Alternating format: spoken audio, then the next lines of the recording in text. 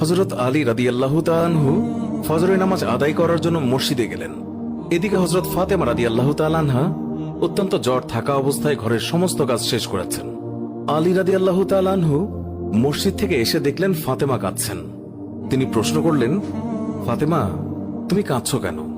ফাতেমা রাদিয়াল্লাহু তাআলা আনহা কোনো উত্তর না দিয়ে তখনও আরো জোরে জোরে কাঁদতে লাগলেন। আলী রাদিয়াল্লাহু তাআলা আনহু কয়েকবার প্রশ্ন করার পর মা ফাতেমা কাঁদতে কাঁদতে বলল, আমি স্বপ্নের মধ্যে দেখেছি আমার আব্বাজান হযরত মুহাম্মদ সাল্লাল্লাহু আলাইহি ওয়াসাল্লাম আমার ঘরের মধ্যে ঢুকে কি যেন তালাশ করছেন। ঘর থেকে বের হওয়ার সময় আমি পেছন দিক থেকে আমার আব্বাজানকে ডাক দিলাম, ও আব্বাজান, আপনি কি তালাশ করছেন? আব্বাজান তখন বললেন, ও আমার ফাতিমা, আমি তো তোমাকেই তালাশ করছি, তোমাকে নিয়ে যাওয়ার জন্য। আরো বললেন, ও আমার ফাতেমা, আজকে তো তুমি রোজা রাখবে, সেহরি করবে আলীর দস্তরখানায় আর ইফতার করবে আমার দস্তরখানায়। তখন হযরত আলী রাদিয়াল্লাহু তাআলা আনহু এই স্বপ্ন শোনার পর দুইজনে বুঝতে আর বাকি থাকলো না যে ফাতেমা ইন্তেকাল করবেন। দুজনে আরো জোরে জোরে কাঁদতে লাগলেন।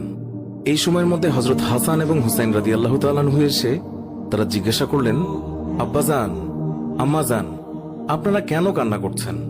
ফাতেমা রাদিয়াল্লাহু তাআলা আনহুর একটি অভ্যাস ছিল, যখন হাসান হুসাইন তাকে কোনো কাজে বিরক্ত করতেন তখন দুইজনকে নানাজানের কবরের কাছে যেতে বলতেন। আজকেও ফাতেমা বললেন, তোমরা দুই ভাই নানার কবরের কাছে যাও। কবরের নিকট যাওয়ার সাথে সাথে কবর থেকে আওয়াজ আসলো, ও আমার আদরের নাতিরা, এই মুহূর্তে তোমরা আমার কাছে কেন এসেছো? আমার কাছে তো সব সময় আসতে পারবে। এখন যাও, গিয়ে মায়ের চেহারার দিকে তাকিয়ে থাকো। আজকের পর তোমাদের আম্মাজানকে আর দেখতে পাবে না। এই কথা শোনার পর দুই ভাই কাঁদছেন এবং দৌড়াতে দৌড়াতে আম্মাজানের কাছে চলে গেল। গিয়ে আম্মাজানকে জিজ্ঞাসা করলেন, তোমরা দুইজন কেন কাঁদছো? বুঝেছি, নানাজান আমাদেরকে বলে দিয়েছেন যে আজকের দিনটি তোমার জন্য শেষ দিন। নানাজান তোমার চেহারার দিকে তাকিয়ে থাকার জন্য আমাদেরকে বলেছেন।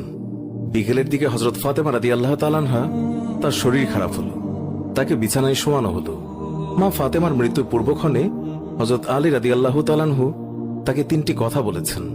ও আলী, আমার প্রথম কথা হচ্ছে, যেদিন থেকে আমি আপনার ঘরে এসেছি ওই দিন থেকে আজ পর্যন্ত আমি আপনাকে অনেক কষ্ট দিয়েছি। আপনি যদি আমাকে ক্ষমা না করেন তাহলে কি আমার কারণে আব্বাজান অনেক লজ্জিত হবেন। বলেন, আপনি আমাকে ক্ষমা করলেন কিনা?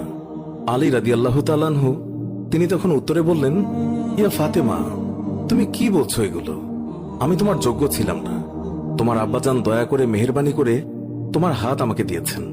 বিয়ের দিন থেকে আজ পর্যন্ত আমি আলী তোমাকে ঠিকমতো দুবেলা খাবার খাওয়াতে পারিনি। ও ফাতিমা, তুমিই বলো,